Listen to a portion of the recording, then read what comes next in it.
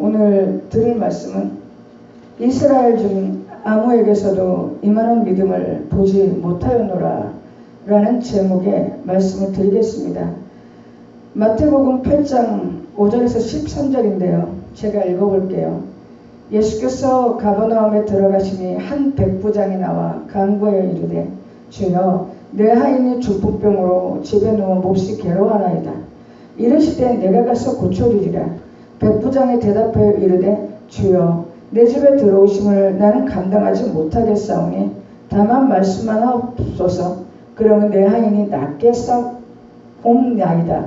나도 남의 수가 있는 사람이요 내 아래에도 군사가 있으니 이더러 가라 하면 가고 저더러 오라 하면 오고 내 정도로 이것을 하라 하면 하나이다. 예수께서 들으시고 놀랍게 여겨 다른 이들에게 이르시되 내가 진실로 너에게 이르노니 이스라엘 중 아무에게서도 이만한 믿음을 보지 못하였노라. 또 너에게 이르노니 동서로부터 많은 사람이 이르러 아브라함과 이삭과 야곱과 함께 천국에 앉으려니와 그 나라의 본 자손들은 바깥 어두운 데에 쫓겨나 거기서 울며 이를 갈게 되리라. 예수께서 백부장에게 이르시되 가라 내 믿음대로 될지어다 하시니 그 즉시 하인이 나으니라 라는 말씀입니다. 오늘 성경은요, 예수님의 소문을 들은 어떤 백부장이 병들어 죽게 된 자기 수와 하인을 구해달라는 과정을 통해 예수님으로부터 이스라엘 중에서도 이만한 믿음은 만나보지 못하였다고 칭찬을 들은 이 얘기입니다. 그리고 그 백부장의 믿음으로 하인의 병이 나았다는 내용을 소개해주고 있습니다.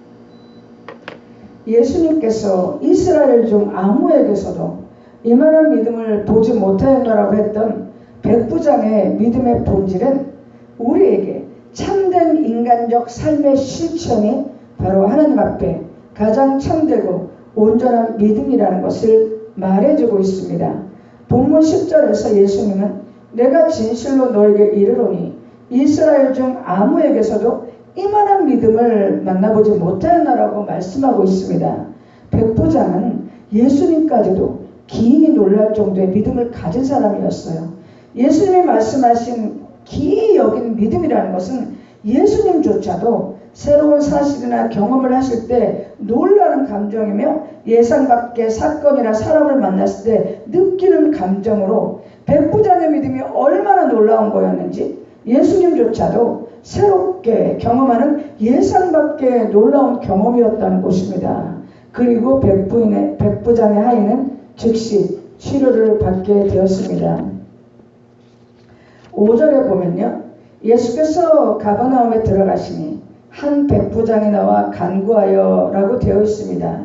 예수님이 가버나움에 들어가셨을 때요, 한 사람이 예수님 앞에 나왔습니다. 그는 헤롯 군대의 백부장이었어요. 그는 유대인이 아니라 이방인이었다는 얘기입니다. 가버나움은 당시 군사적으로 중요한 지역으로요, 팔레스타인 지방의 분봉왕이었던 헤롯 안디바의 보조부대가 주둔했던 곳으로, 이 보조부대는요 갈릴리 지방이었던 레바논과 시리아로부터 징병된 자들로 이루어진 이방인들로 구성된 부대였습니다. 그리고 본문의 백부장은 이방인 군대의 지도자였던 것 같습니다. 그런데 이 백부장이 예수님 앞에 나와 간절하게 간구하고 있습니다. 6절은 백부장이 예수님께 간절히 구하고 있는 것을, 그것이 어떤 것인지를 말해주고 있습니다. 이르되 주여 내 하인이 중풍병으로 집에 누워 몹시 괴로워하나이다. 백부장은 자신의 문제 때문이 아니라 다른 사람의 문제를 갖고 예수님께 나왔습니다. 그것도 자기에게 이익이 되는 사람 또는 자기의 가족의 문제가 아니라 그저 자기 수와 있는 하인의 병의 치유를 위해서 예수님께 나온 것입니다. 당시 하인 또는 종이라는 존재는 사람으로 취급되지 않은 존재였습니다. 그래서 하인이라는 존재는 인격은 물론 생명의 존엄성은 전혀 존중되지 않은 그런 존재였기 때문에요, 로마 시대의 하인이라는 것은 짐승이나 어떤 물건, 어떤 도구처럼 취급을 받는 어떤 물질적인 존재였을 뿐이에요. 물질적인 존재. 건장한 노예 한 사람이 시장에서 거래되는 돈이 은하 30립이었습니다. 오늘날 가치로 잡아도 한 300만 원 정도. 그러니까 사람의 몸값이 겨우 300만 원 정도밖에 안 되는 그럴 정도의 사람 취급을 못 받았던 존재였다는 거죠. 그런데 백부장의 하인은 지금 중풍병에 걸려 집에 누워있고 너무나 괴로워하고 있습니다. 백부장은 바로 이러한 자기 집 하인을 위해서 예수님께 나와 부탁을 하고 있습니다. 이것은요, 백부장이 얼마나 긍휼이 넘치는 사람인지를 보여주고 있는 것입니다. 혹자는 이렇게 생각할지도 몰라요. 백부장이 혹시 하인이 병에 걸려서 쓸모가 없어지니까 하인은 당시 자기의 일하는 도구였기 때문에 재산이었어요. 재산. 근데 혹시 재산이 축이날까봐 예수님께 간구한 건 아닌가? 절대 아닙니다. 백부장이 하인을 위해서 간청한 이유는 하인에 대한, 즉 인간에 대한 사랑과 연민, 긍휼 때문이었다는 것입니다. 하인은 병으로 고통스러워하고 있고 백부장은 그 하인의 고통을 마치 자기의 고통이나 자기 가족의 고통으로 생각하고 있었기 때문입니다. 주여, 내 하인은 중풍병으로 집에 누워 몹시 괴로워하나이다. 백부장이 예수님을 찾아온 것은 오직 하인을 향한 사랑, 그리고 불쌍히 여기는 마음, 긍휼 때문이었습니다. 백부장의 사랑이 더욱더 놀라운 것은 하인이 건강할 때보다 지금 병들어 쓸모없게 되었을 때 더 잘 나타나고 있다는 것입니다. 우리나라 속담에도요, 긴병에 효자 없다고 하죠. 긴병에 효자 없다고. 우리나라 속담에도 긴병에는 효자가 없다고 할 정도로 인간사는 자기의 이익이 헤쳐지거나 자기에게 이익이 없으면 부모조차도 효도를 오래 할 수 없다. 그것이 인간사인데 백부장은요, 그냥 사람 취급도 못 받고 있는 하인의 병을 어떻게든지 고쳐보려고 백방으로 애를 쓴 것 같습니다. 그리고 아무리 노력해도 속수무책이었고 하인의 중풍병은 더 심해져 가서 더 이상 아무것도 할 수 없었고 하인의 생명은 정말 바람 앞에 등불같이 회복이 불가능한 상태였는지도 모릅니다. 이때 백부장에게 예수님에 대한 소문이 들려왔나 봐요. 예수께서는 문득병자를 고치시고 물이 변하여 포도주를 만드는 분, 심지어는 귀신을 쫓아내고 바다와 바람까지도 잠잠케 하신다는 소문이 들려왔습니다. 그리고 더욱이 예수님이 이제 자신의 마을에 오신다는 이야기를 듣게 됩니다. 백부장은요, 자기의 입장, 그러니까 그 이방인 군대의 지도자라는 그 가버나움을 다스리는 자의 체면에도 불구하고 예수님을 찾아갑니다. 당시 백부장은 가버나움을 다스리는 권력자였습니다. 그의 권세는 적어도 가버나움에서는 가장 높은 거죠. 그런데 백부장이 자기 자신에 대한 그런 문제가 아니라 단지 하인의 병에 대해서 예수님께 간구하기 위해서 예수님 앞으로 나갔던 것입니다. 더욱더 주목되는 것은요, 본문 5절에 간구하다는 얘기입니다. 이 얘기는 뭐냐? 무릎을 꿇고 빌었다는 얘기입니다. 애걸했다는 겁니다. 백부장은 예수님 앞에 무릎을 꿇고 주여 제발 내 하인을 낫게 해주십시오 라고 애걸하고 있는 것입니다. 가버나움의 최고 권력을 가진 사람이 자기 질병도 아니고 자기 가족의 질병도 아닌 그저 자기 집 하인, 그저 그냥 물건이에요. 쉽게 말하면 물건과도 같은 그런 아무 가치가 없는 존재를 위해서 지금 예수님 앞에 무릎을 꿇고 간청을 하고 있는 것입니다. 백부장이 자기 자신을 위해서 예수님께 간구하는 것이 아니라 당시 인간으로 취급되지 않았던 하인을 위해 그의 질병의 고통을 불쌍히 여기고 그 하인을 고쳐달라고 예수님 앞에 무릎을 꿇고 간구하고 있는 것입니다. 이것이 바로 이런 태도, 이런 마음, 이런 사랑, 이런 불쌍히 여기는 그 중심이 바로 예수님조차 놀라셨던 백부장이 갖고 있었던 믿음이라는 것입니다. 여기서 믿음이라는 것은 누군가를 믿는다라는 신뢰의 개념이 아니라 사람에 대한 사랑, 긍휼, 그리고 진심 어리고 간절한 연민, 그것을 말하는데 예수님이 바로 백부장의 그 인간다움에 놀라셨던 것이고 그것이 바로 즉 백부장의 그 인격, 백부장의 인간성, 그리고 인간다운 삶, 그 태도가 예수님이 놀라셨던 믿음이었다는 것입니다. 더욱이 그곳에는요, 예수님과 백부장 둘만 있었던 것이 아니에요. 지금 8장 1절에 보면요, 수많은 무리들이 예수님을 따르고 있다고 합니다. 그들 대부분은 유대인들이었어요. 백부장이 따르고 있던 그 가버나움의 백성들이었다는 겁니다. 수많은 가버나움 백성들이 보고 있는 가운데 그 지역의 실력자가 예수님 앞에 무릎을 꿇고 애원하고 있는 곳입니다. 그것도 자신의 문제가 아니라 하인의 문제를 놓고 말입니다. 이런 백부장의 마음, 태도가 바로 백부장의 이런 마음, 인간됨, 태도가 바로 예수님이 놀라신 믿음이었다는 것입니다.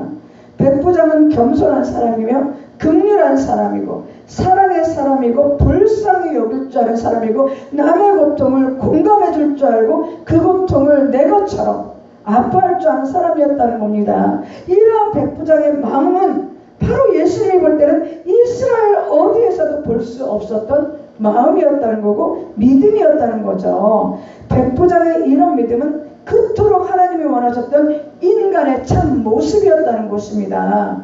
믿음, 그것은 하나님을 향한 신뢰라는 개념보다는 하나님도 놀라시는 인간의 가장 인간다운 모습, 그것, 하나님의 형상을 닮은 그 삶을 실천하는 삶, 그것이 바로 하나님이 보실 때 참된 믿음이었다는 것입니다. 이해가 되세요? 공감이 되시죠? 그죠?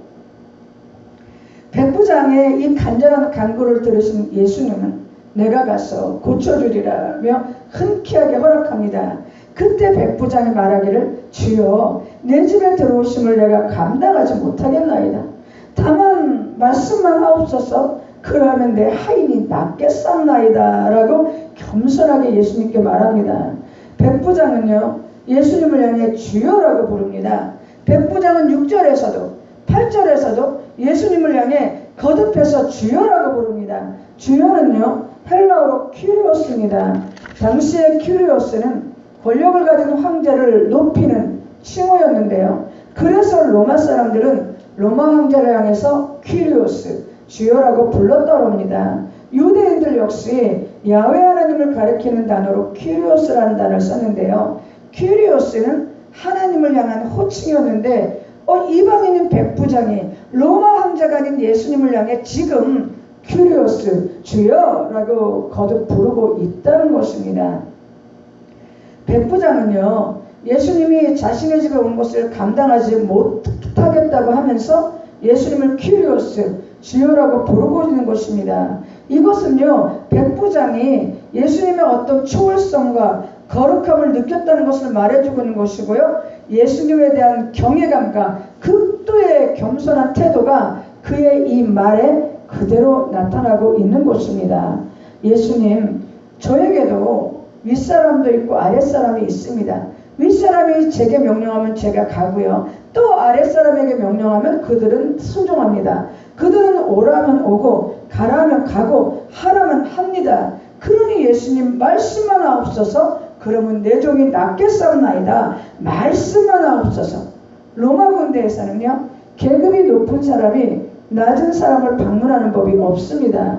더욱이 로마의 황제나 헤롯이 부하의 집을 방문한다는 건 상상도 할 수 없는데요. 그래서 백부장은 당시 자기가 볼 때 경이롭고 그리고 어떤 거룩함과 초월성이 느껴지는 이분 예수, 이분이 자신의 집에 오는 곳은 있을 수가 없다고 생각할 수 있었다는 겁니다. 그래서 이렇게 얘기하죠. 다만 말씀만 하옵소서 그러면 내 하인이 낫겠사옵나이다 라고 겸손히 간구한다는 것입니다.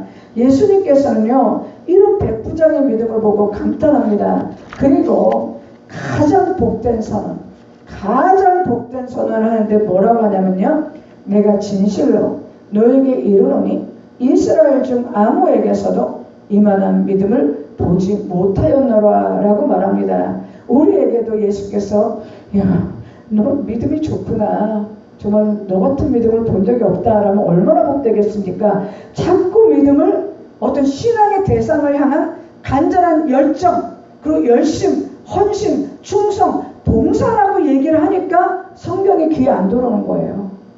예수님이 정말 이만한 믿음이라고 했던 것은 하나님이 창조한 인간의 형상답게 살아가는 인간다움의 삶의 태도를 얘기하는 겁니다. 기지 않습니까? 그리고 예수님이 그토록 원하는 것은 그러한 삶을 살아가라는 권고죠. 아니, 맞지 않습니까? 항상 그렇게 되는데 믿음을 너무 신으려면 열심으로 해석을 하니까 이게 항상 그냥 인간다움은 사라지고 신에 대한 열정을 통해서 자기 원하는 것만 얻어내려는 왜곡된 신앙을 가져올 수밖에 없어요.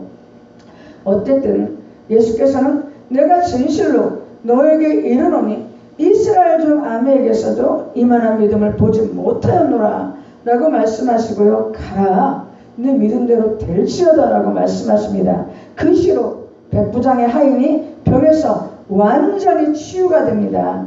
예수님이 내 믿음대로 될지어다 라고 하는 그 시로 백부장의 하인이 병에서 완전히 나은 것을 백부장이 예수님을 신처럼 여겼고 그분은 절대적인 능력으로 치료할 것이다 라는 것을 믿었다 라는 식으로 해석을 하면 문제가 생긴다는 겁니다.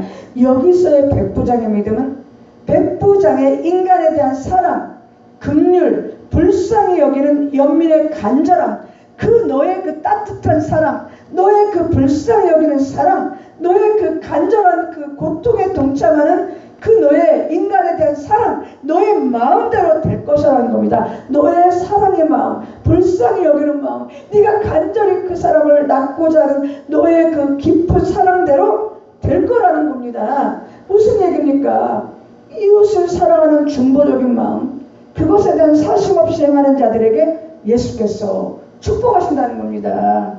내 믿음대로 될지어다가 예수님 당신이 신이기 때문에, 당신의 능력이 있기 때문에, 당신은 이걸 고칠 거라고 내가 믿사오니 그대로 하시옵소서. 그게 아니라 내 믿음대로 될지어다. 백부장의 믿음이 뭡니까?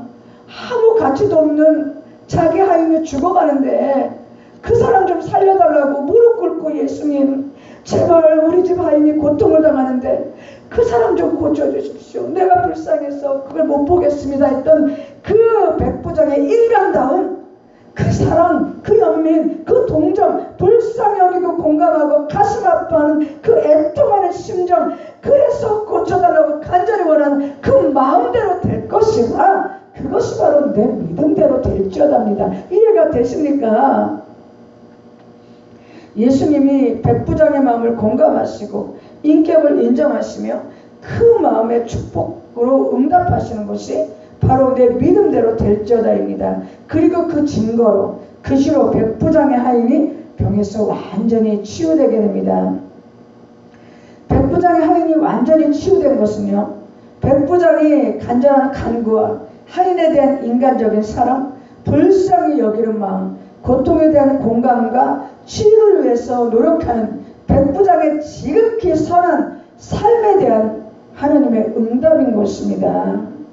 예수님은 당신이 그토록 보고 싶었던 그 믿음을 이스라엘이 아니라 이방인 백부장에게서 봤다는 겁니다. 이방인 백부장에서 받은 그 믿음, 무슨 얘기입니까? 사람이 가장 사람답게 사는 모습을 백부장에게서 봤다는 것을 얘기합니다. 그리고 백부장에게 이렇게 말씀하시죠. 내가 진실로 너에게 이르노니 이스라엘 중 아무에게서도 이만한 믿음을 보지 못했다고 말합니다. 예수께서 놀라신 백부장의 믿음은 내 믿음대로 될지어다, 네가 바라는 대로 될지어다라는 마법적 믿음이 아니라 백부장의 인간 내면에서 흘러넘치는 불쌍히 여김과 긍휼의 인격이었고, 예수님에 대한 겸손한 경외와 신뢰에 대한 백부장의 인간다움과 인격, 그것이 바로 예수님이 놀라신 믿음이었다는 것입니다.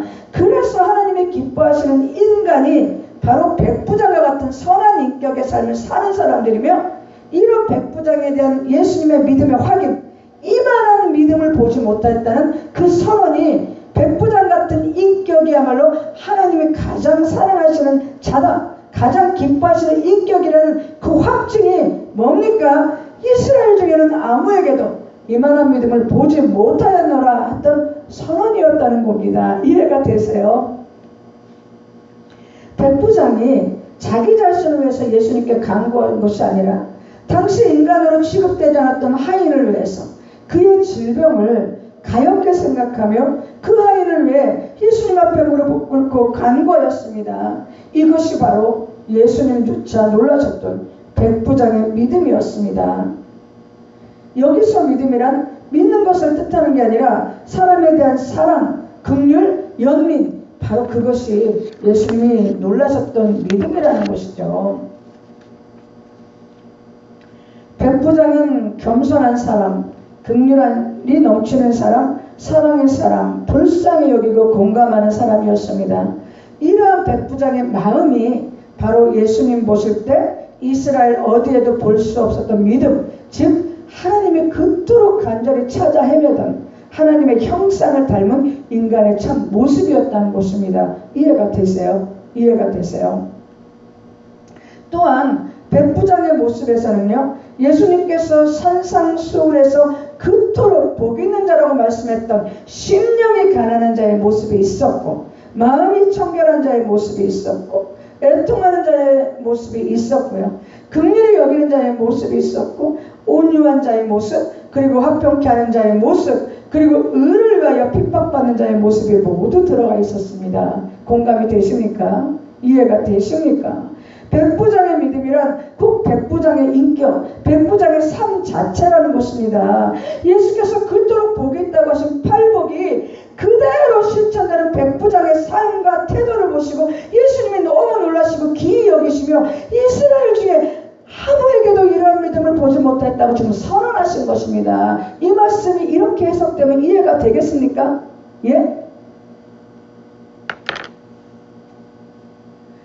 이는 당시 율법만 무성했지 율법의 본질인 사랑을 버렸던 이스라엘, 율법만 강조하고 율법만 열심히 지켰지 사랑도 없고 용서도 없고 불쌍히 여김도 없었던 비정한 이스라엘, 사랑과 의와 신을 실천하지 않고 종교적으로, 개인적으로, 인생적으로도 이기적이고 탐욕적으로 변질된 이스라엘, 자기의 목적과 이익을 위해 사람을 이용하고 하나님조차도 이용해서 제사 드리는 이스라엘, 교만한 자들이 자기의 종교를 높이고 자랑하며 비천하고 소외되고 가난한 자들을 격리하고 정죄하고 배척했던 교만했던 이스라엘에서는 도무지 찾아볼 수 없었던 그런 믿음과 사랑이었다는 겁니다.